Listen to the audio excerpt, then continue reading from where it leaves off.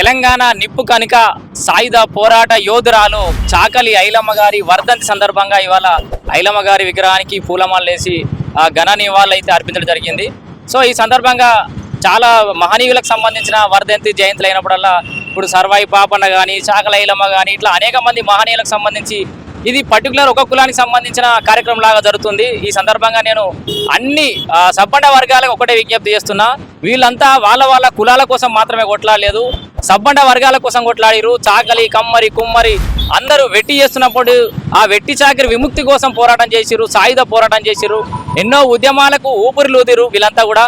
So ఈ ప్రజా పోరాటాలతోటే తెలంగాణను కూడా సాధించుకున్నాం మనం. తెలంగాణ ఉద్యమానికి కూడా స్ఫూర్తి చాకలి ఐలమ్మ ప్రజా పోరాటం అని కూడా మనందరం గుర్తుంచుకోవాలి. సో మరి చాకలి ఐలమ్మ లాంటి ఎంతోమంది ఉద్యమ స్ఫూర్తితోటి తెలంగాణ సాధించుకున్న తెలంగాణలో ఇప్పటికి కూడా చాకలి ఐలమ్మకు సంబంధించి మనం చిరకాలం గుర్తుండిపోయేలాగా ఏ ప్రభుత్వాలు కూడా అట్లాంటి కార్యక్రమాలు చేయకపోవడం నిజంగా బాధ కలిగించే అంశం. సో ఈ సందర్భంగా తెలంగాణ రాష్ట్ర ప్రభుత్వానికి గత ప్రభుత్వం 10 ఏళ్లలో ట్యాంక్ బండ్ మీద చాకలి ఐలమ్మ విగ్రహం పెట్టాలని చాలా ఏళ్ల నుంచి అయితే డిమాండ్ ఉంది. చాలా సందర్భాలలో చాలా మీటింగ్ల దగ్గర మా రజక సోదరులు కానీ మిగతా అన్ని కులాల వాళ్ళు కూడా ఇదే డిమాండ్ చేస్తూ వచ్చారు. సో ట్యాంక్ బండ్ మీద తర్వాత చాకలి ఐలమ్మ తర్వాత చనిపోయిన చాలా మంది కోసం స్పేస్ దొరికింది.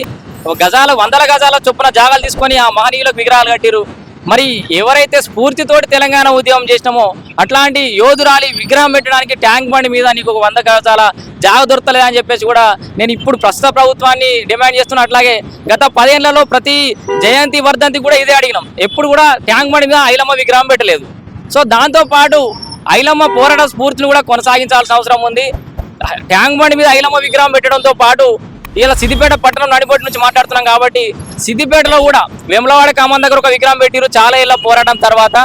ఇక్కడ కోమటి చెరువు దగ్గర మా రజక సోదరులకు సంబంధించి సో ఇది అక్కడ బట్టలు ఉతుకుని ఆ ఘాట్ను తీసేసిరు. సరే అక్కడెక్కడో ఎర్ర చెరువు దగ్గర ఇంకోటి ఘాట్ కట్టించిరు. అక్కడ నుంచి మా బతుకుకు సంబంధించిన ఆ విషయాల్ని ఉపాధిని తీసుకుపోయి ఏదో మోడర్నైజ్ చేసిరు. ఓకే, అంతవరకు బాగానే ఉంది. అయితే అక్కడనే చాకలి ఐలమ్మకు సంబంధించిన విగ్రహం కూడా కోమటి చెరువు మీద పెట్టాలని చెప్పేసి కూడా ఈ సందర్భంగా నేను డిమాండ్ చేస్తున్నా.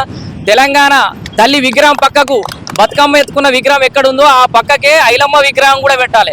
ఎందుకంటే చాకలి ఐలమ్మ పుట్టింది సద్దుల బతుకమ్మ నాడు. సో సద్దుల బతుకమ్మ నిజమైన బతుకమ్మ మా చాకలి ఐలమ్మ. మరి అట్లాంటి సద్దుల బతుకమ్మ లాంటి మా చాకలి ఐలమ్మ విగ్రహం కోమటి చెరువు కాడ కూడా ఉంటే మేము అందరం కూడా సంతోషిస్తాం. అక్కడ మా బిల్డింగ్ని తీసేసిన బాధ కొంతనన్నా పోతుంది. అక్కడ ఐలమ్మ విగ్రహం ట్యాంక్ మన కోమటి చెరువు మీద పెట్టాలి, హైదరాబాద్ ట్యాంక్ బండ్ మీద ఐలమ్మ విగ్రహం పెట్టాలి. ఇదే సందర్భంగా ప్రభుత్వాలకు రిక్వెస్ట్ చేయడంతో పాటు ఇంకొక విషయం ఈ మధ్యకాలంలో వినబడుతోంది, ఈ బీసీకి సంబంధించిన బీసీఏ కులంలో మా ముదిరా సోదరులను తీసుకొచ్చి పెడతారని చెప్పేసి ఒక చర్చ నడుస్తుంది. దాని గురించి కొంత ఉద్యమం కూడా నడుస్తుంది. మేము ఎవరి మీద పోరాటం చేస్తలేము. మా కొంతమంది మా సబ్బండ వర్గాలకు సంబంధించిన కొంతమంది నాయకులే ఎమ్మెల్సీ తీన్మార్ మల్లన్న గారు కూడా ఏదో సందర్భంలో మాట్లాడుతున్నారు, మా ముదిరాజు బిడ్డలు ఒక్కర్లకే పోతామంటారా, బయటకు పోతామంటలేరు అంటారు. మల్లన్న గారికి ఇక్కడ నుంచి రిక్వెస్ట్ చేస్తున్నా, మరి 6 ఈ 6 వస్తారు కరెక్టే, కానీ మరి ఈ ఈ బక్క ఎక్కినోడు ఏం కావాలి, ఈ బలహీనుడు ఏం కావాలి? బీసీఏలో ఉన్నటువంటి రజక సోదరులకు అన్యాయం జరగకుండా మీరు ఒక సైంటిఫిక్గా కరెక్ట్గా నిర్ధారణ చేయరి. రజకులు ఎంతమంది ఉన్నారు, ముదిరాజులు ఎంతమంది ఉన్నారు, ముదిరాలను తీసుకొచ్చి బీసీఏలో చేరిస్తే మరి రజకులకి ఏమైనా అన్యాయం జరుగుతుందా? ఇదివరకు అవకాశాలు లేక ఇబ్బంది పడుతున్నటువంటి నేపథ్యంలో మరి ఎలాంటి ఎవరికి కూడా నష్టం జరగకుండా ఈ రిజర్వేషన్ అనేది కొనసాగిస్తే బాగుంటుంది. రజకులను ఆనాటి నుంచి కూడా విస్మరించారు, కానీ ఉద్యమాలలో కానీ అనేక అంశాలలో రజకులైతే ముందట్టున్నటువంటి సందర్భాన్ని గుర్తు చేసుకుంటూ సో ఈ బీసీఏలకు ముదిరాజులను చేర్చే విషయంలో ఖచ్చితంగా మంచి చర్చ చేసి సైంటిఫిక్గా చూసిన తర్వాతనే దాని మీద నిర్ణయం తీసుకోవాలని చెప్పేసి కూడా మేము ఏ ముదిరా సోదరుల మీదనో మిగతా వాళ్ళ మీద పోరాటం చేస్తలేం, గవర్నమెంట్కి రిక్వెస్ట్ చేస్తున్నాం. మిగతా అనేక అంశాలలో ఈ రజకులకు ఇచ్చినటువంటి కరెంటు ఉచిత కరెంటు విషయంలో కూడా చాలా దగ్గర బిల్లుల కోసం ఇబ్బంది పెడతా ఉన్నారట. ఇంకా మాకు సంబంధించిన పోలీస్ స్టేషన్లు కానీ గవర్నమెంట్ హాస్పిటల్స్ కానీ ఏదైతే కమర్షియల్ స్పేస్లు ఉన్నాయో ఆ ప్రభుత్వానికి సంబంధించిన ఇప్పుడు గురుకులాలు కానీ హాస్టల్స్ కానీ ఉన్నాయో అవన్నీ బట్టలకు సంబంధించి ఇంకా కులవృత్తి చేసుకొని బతుకున్న వాళ్ళు చాలా మంది ఉన్నారు. కాబట్టి అది రజకులకే ప్రత్యేకించి కేటాయించాలి. మేము అక్కడే బట్టలు ఉతుకొని బతుకుతామని చెప్తలేము. అవి ఉతుకొని మా పెద్దలు మా నాన్నలు మా తాతలు ఇంకా కొంతమంది ఉన్నారు కాబట్టి వాళ్ళకన్నా జీవనోపాధి ఇంకా మోడర్నైజ్ అయిపోయింది. సో అప్పట్లాగానే బట్టలు ఉతుకోవాల్సిన అవసరం లేదు, దోబిగట్లు వచ్చినాయి, మాకు ఎలక్ట్రిక్ ఇవి మిషనరీ వచ్చింది. కాబట్టి మేము కూడా ఆ బిజినెస్లో కొంచెం ముందుకు పోవాలనుకుంటున్నాం. అట్లా ఆ అవకాశాలను కూడా కల్పించాలి, రజకులని అన్ని విషయాల్లో కూడా ముందుకు తీసుకురావాలి.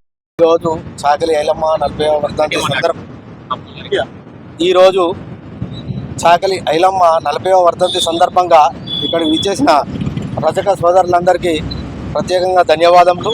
అలాగే మాకు